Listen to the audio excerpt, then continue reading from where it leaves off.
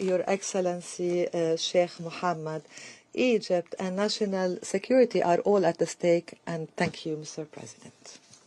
I thank the representative of Egypt for the statement.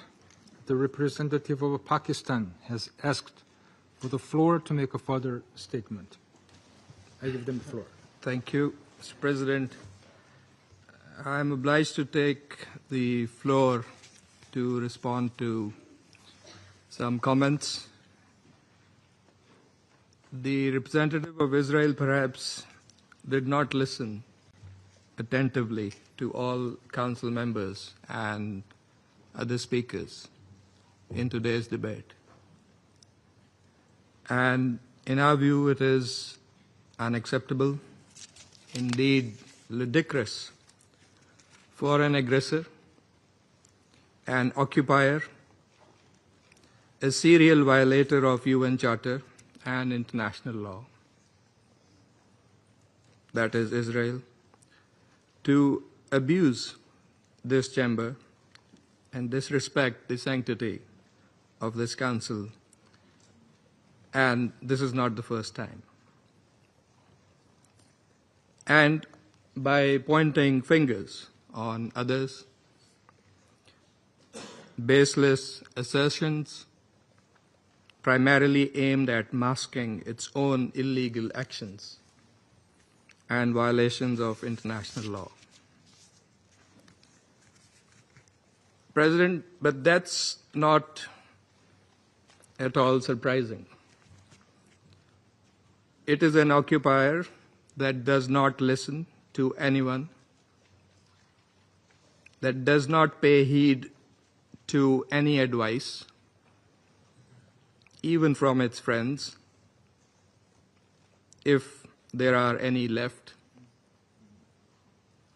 that refutes, and not just refutes, it threatens members of the international community, international media, international human rights and humanitarian organizations, doesn't listen to the ICJ or the ICC, and threatens the UN and its senior officials. And it does that with impunity, shielded by its apologists who time and again acquiesce in its illegal actions and defiance of the international community. And like all occupiers, despite being the aggressor, it feigns and plays the victim. But today it is totally exposed. President, this Council has spent decades discussing the situation in the Middle East and the Palestinian question. Meeting after meeting, we devote hours to this agenda. It is not because of anyone else. It is because of Israel that refuses to vacate its illegal occupation, and that blatantly violates the resolutions of this Council. It's because of that we have these discussions. Israel also chose to refer to an unrelated incident and make misleading remarks regarding Pakistan in an effort to justify its own illegal actions and violations of international law. Pakistan's position on that incident has been clearly stated and is publicly available.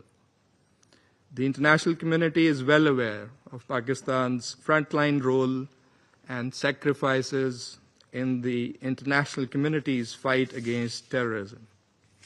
The entire world, including our partners, acknowledge that Al-Qaeda was largely decimated due to Pakistan's counterterrorism efforts. And we remain committed in this global, collective endeavor.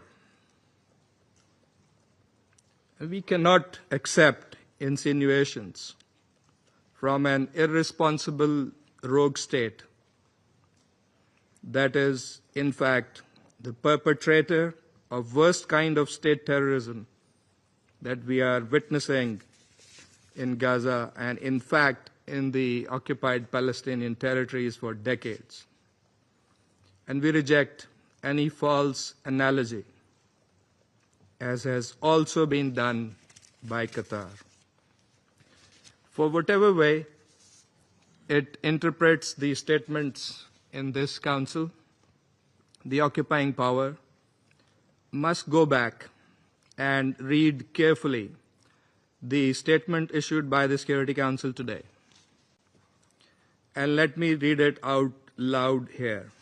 A statement that normally should have been stronger, but nevertheless it has been unanimously adopted by the Council.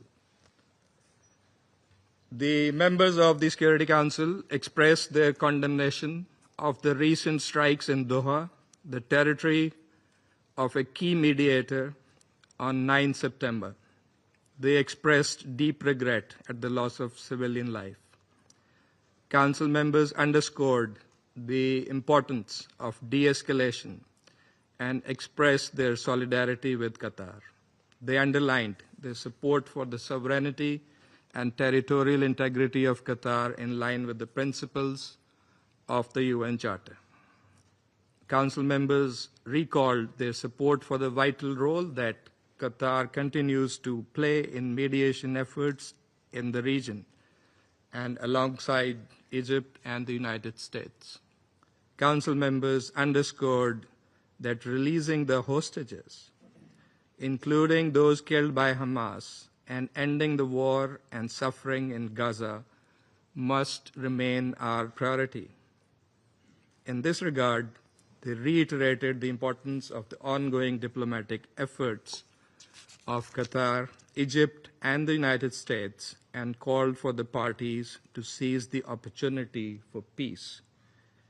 That is why we are here this afternoon in this council. I thank you. I thank the representative of Pakistan for the statement. The representative of Israel has asked for the floor to make a further statement. I give them Thank the you, floor. Mr. President. You know, if the distinguished colleague from Pakistan wanted to read the statement, he could have done it at the beginning of the session. But I want to refer to your words. You know, maybe you got offended from the word of my speech, and I apologize for that. But I make sure that in my speech I stick to the facts. And the fact is that Osama bin Laden was killed in Pakistan, and no one condemned